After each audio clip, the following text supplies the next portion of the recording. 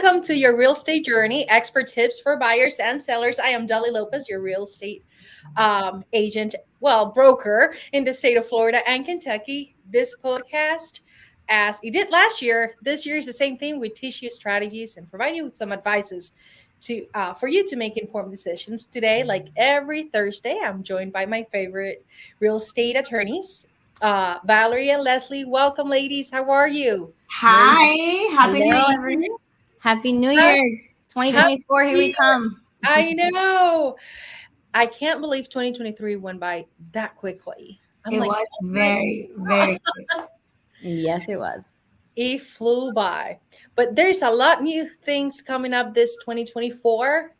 Happy New Year to everyone, and I hope that everyone had a really nice end of the year mini holiday kind of vacations kind of thing. So we didn't do much on December. Honestly, we try to take some time off because Right. December's a really hectic month. At Yeah, least everyone needs to recharge their batteries a little bit. Yeah.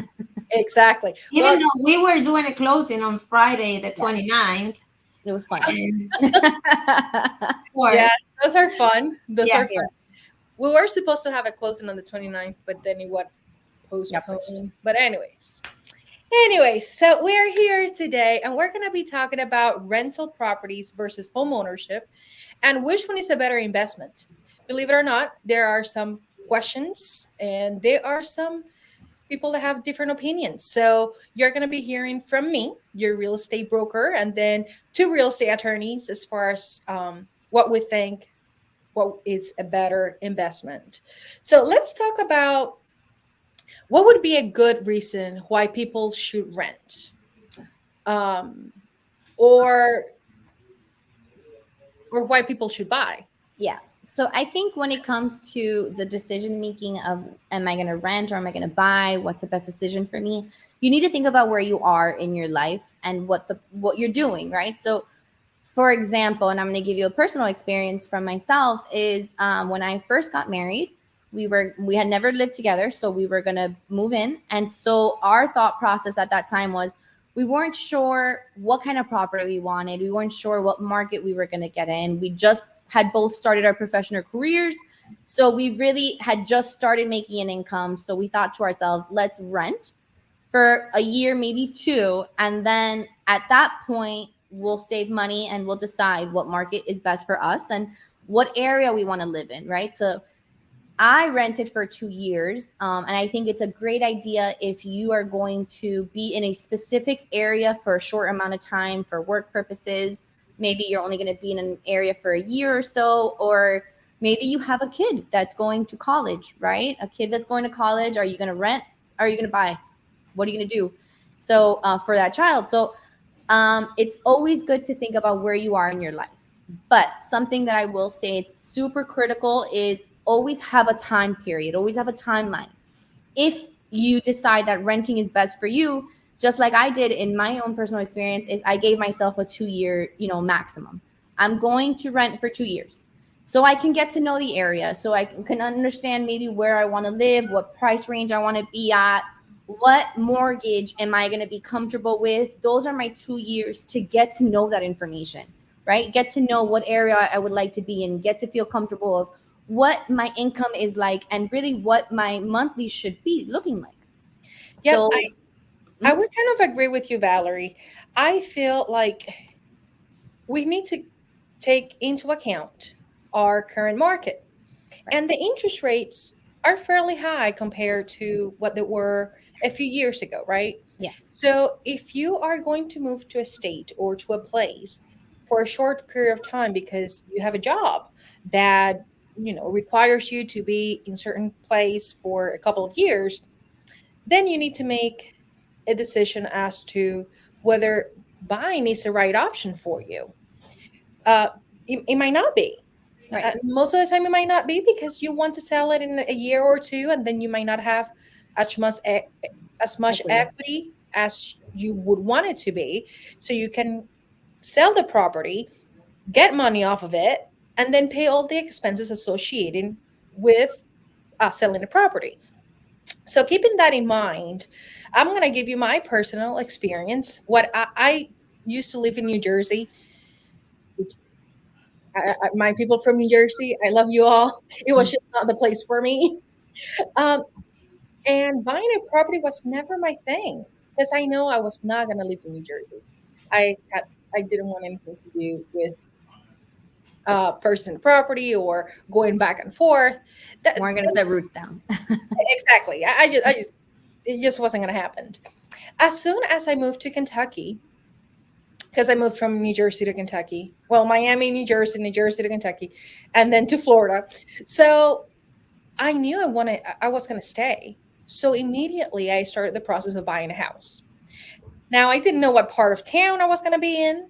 I mean, I just bought a house that looked nice, that I felt comfortable with its surrounding. And then what I did, I moved. I stayed there for about a year or so, and then I purchased another property. I left that property to rent, and then I moved to another property. And then I did that 2 years or 3 years later. I purchased another property and left that one renting. So since I wasn't sure what part of town I wanted to be in for the first 5 years, honestly, it took me a little bit. But all of those properties became my rental properties. So as far as investments, I hands down purchasing a property.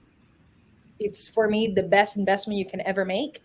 I have those properties for the past 13, 14 years. All of them are almost paid off. They are not paid off because I don't want to pay them off because of my own personal things for tax purposes and whatnot. But they're there and they have a lot of equity and I can sell them anytime. I know people that have been renting for years.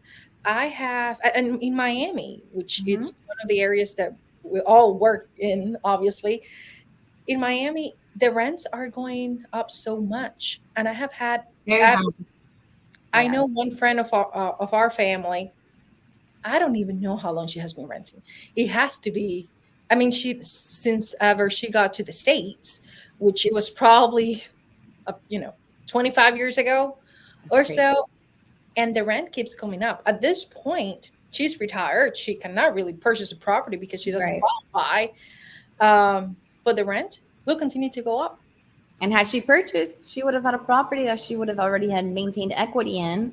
And she would have had, a little cushion money there for something, a rainy day, if anything were to happen. The value of the properties 20 years ago, it's considerably lower than it is now. People are buying houses that were sold 20 years ago at $100,000, $200,000, and they buy it for $1 million. So that's a lot of equity. Even if you paid high interest, even if you just get your money back, well, look at it that way. It was a savings account. You didn't get a penny more than what you paid. That it's possible in some real estate property, but then you got it back.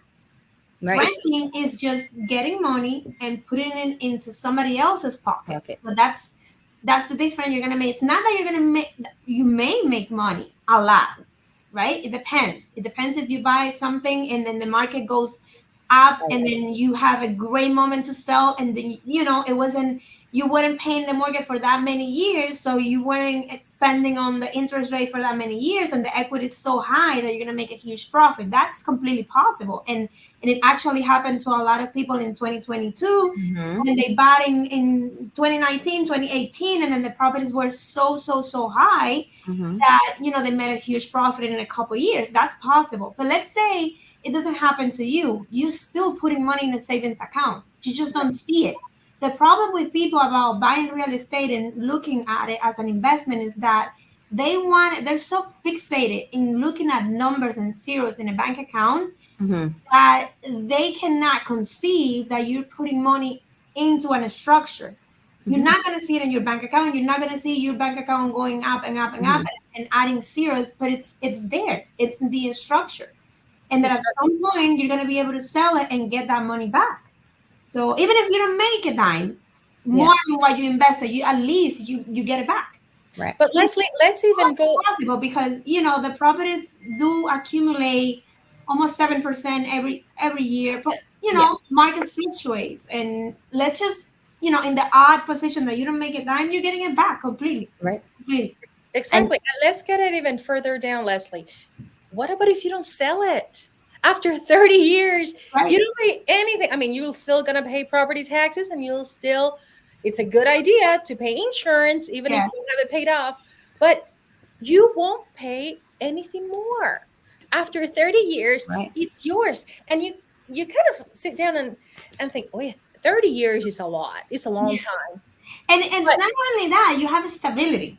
Because renting, it's, your landlord can just tell you, well, I'm not going to keep renting the property, or I'm selling the property, or I am raising the rent so high that you can no longer afford the property that you were renting before. So you have stability. If you have a property that you bought and that you're comfortable with the mortgage, and then you have, a financial, consistently in your life, then you're going to be able to afford that payment for the rest of your life. You're not going to have to worry about moving. You're not going to have to worry about your mortgage changing at any point, unless you have, a variable mortgage, which are very rare. But, if you don't, then you're going to have a set payment for the rest of the mortgage life. And then after that, you're just going to have to pay taxes, which they do increase, but not in the same perspective of a mortgage, right? It's never going to be a mortgage amount. It's never going to be that high. And, you get to a point where you're comfortable at an age where you're supposed to take things lower and then not worry so much about, my next paycheck, and, if I get sick, or if I have, appointments, stuff like that. So stability is a big part of owning a property, and then looking forward to your senior time. Mm-hmm. Yep. So I had 30 years, and the houses are a lot more expensive now than what they were 20 years ago or 30 years ago. However, the houses are very cheap right now compared to what they're going to be in 20 to 30 years from now. Right. Think about it, guys. The rent will continue to increase. You are paying a mortgage. You're just paying somebody else's mortgage. Mm-hmm. You're paying somebody else's bank account, savings Right. account, like you guys mentioned. And I was going to mention in a little tidbit is, I don't want anyone to think I'm going to wait for interest rates to go down in order to buy a house. That is the worst mentality you can have. That should not be a reason why you're renting over buying. And I'll tell you why. Because yes, if interest rates go down, beautiful, then refinance your property. That's what you should do. Because if you're going to wait for interest rates to go down, or you're going to wait for the housing market to go down, it's not going to happen. You're not going to see a drop. The drop that we saw in 2004, 2005, we're never going to see again, not in our lifetime, because of the precautions that have been put in place, not only federal regulations, but also statewide regulations that prevent something like that from happening again. So I really want people not to have that mentality, not to say, well, I'm going to wait for interest rates to go down. Don't do that. Buy now. Buy now. If you want to buy now and you're ready to buy now with the thought process of, in a year or two, when interest rates are, significantly decreasing, or if they've dropped a point or two, I'm going to refinance. Yeah, beautiful. Because that option is there for you. We are only one call away. So whenever the time comes to refinance, you refinance. Mm-hmm. What do you think is going to happen, guys? I mean, think about it. What do you think is going to happen whenever the rate starts going down? Everyone's going to want to buy. Everyone's going to want to buy. A lot of people are thinking, I'm going to wait for the properties, for the interest rate to go down, and then I'll buy.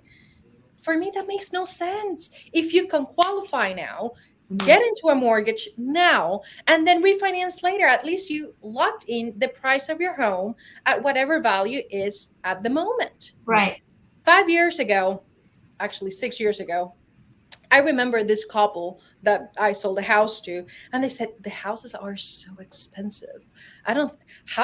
They're $150,000. Oh, I wish. This was six years ago.